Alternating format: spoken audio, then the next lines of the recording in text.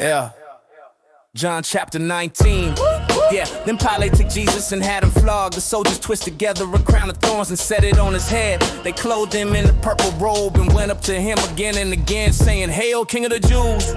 And they struck him in the face. Yeah, Pilate went out again and said to them, "Look, I am bringing him out to you to let you know I find no basis for a charge against him." When Jesus came out wearing the crown of thorns and the purple robe, Pilate said, "Behold the man." As soon as the chief priests and their officials saw him, they shouted, "Crucify! Crucify!" But Pilate answered, "You take him and crucify him. As for me, I find no guilt in him." The Jews insisted, "We have a law, and by that law he must die because he claimed to be the Son of God." When Pilate heard this, he was even more afraid. He went back inside the palace and asked Jesus, "Where do you come from?" Yeah, but Jesus gave him no answer. "Do you refuse to speak to me?" Pilate said, "Don't you realize I have power to free you or crucify you?" Jesus answered, "You would have no power over me if it were not given you from above. Therefore the one who handed me over to you is guilty of the greater sin."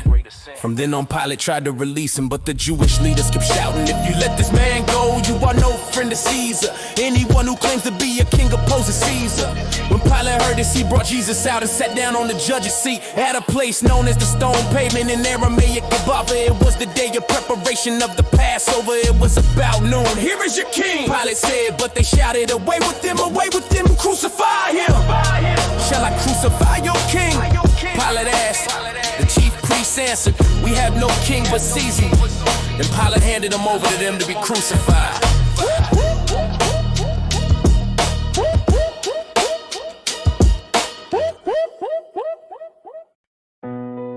Yeah. So the soldiers took Jesus, carrying his own cross.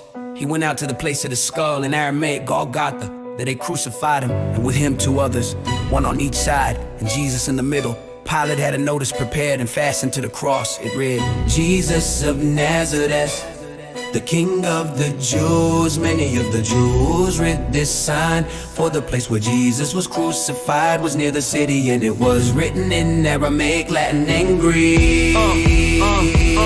The chief priest protested, "Do not write the King of the Jews, but instead write that this man claimed to be King of the Jews." Pilate answered, "What I have written, I have written." When the soldiers crucified Jesus, they took his clothes, dividing them into 4 shares, one for each of them, with the undergarment remaining. His garment was seamless, woven in one piece from top to bottom. "Let's not tear it," they said, "let's cast lots to see who will get it." This happened that the scripture might be fulfilled.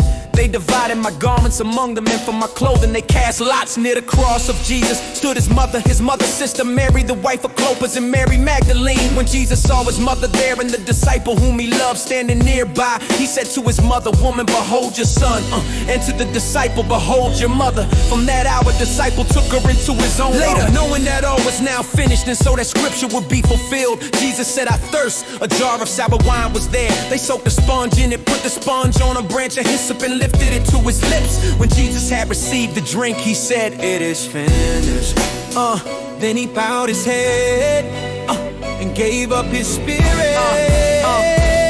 It was the day of preparation, and the next day was a special Sabbath, because the Jews did not want the bodies left on the crosses. They asked Pilate to have the legs broken and the bodies taken down. The soldiers therefore came and broke the legs of the first man who had been crucified with Jesus, and then of the other. But when they came to Jesus and saw that he was already dead, they did not break his legs. Instead, one of the soldiers pierced his side with a spear, bringing a sudden flow of blood and water. The one who saw it is testified, and his testimony is true. He knows that he is telling the truth, so that you also may believe these things happen, so that the scripture would be fulfilled. Not one of his bones will be broken, and they will look on him whom they pierced. No.